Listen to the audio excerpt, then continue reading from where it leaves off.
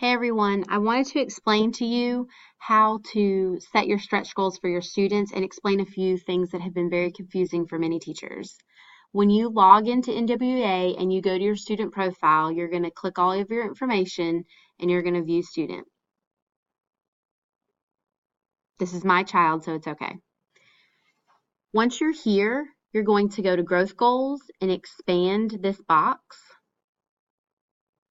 And as you can see, his growth goal is set for what MAP says that it should be. So I'm going to delete this that's already been set.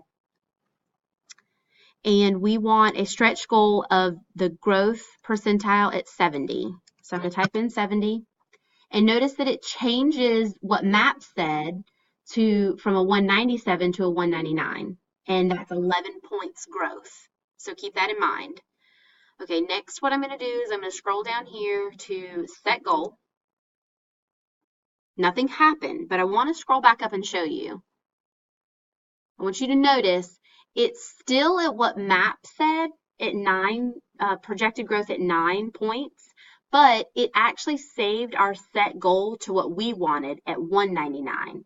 So what you're looking at here is for the winter term, my goal for my student is a 199, but MAP says he should only grow 9 points from fall to winter.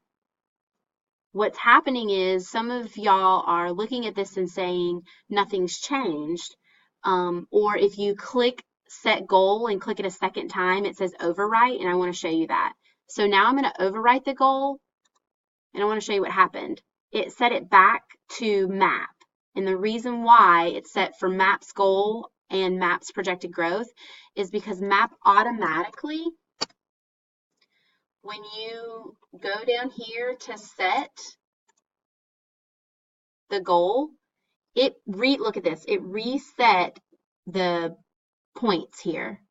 So this is sort of your working station, and every time you hit set goal, this workstation resets. It doesn't save the information here. It only saves it up here in your growth goals. These are your setting goals here. So just keep that in mind whenever you're trying to set goals. I hope that helps, and if you need any more clarification, just email me or come by and see me.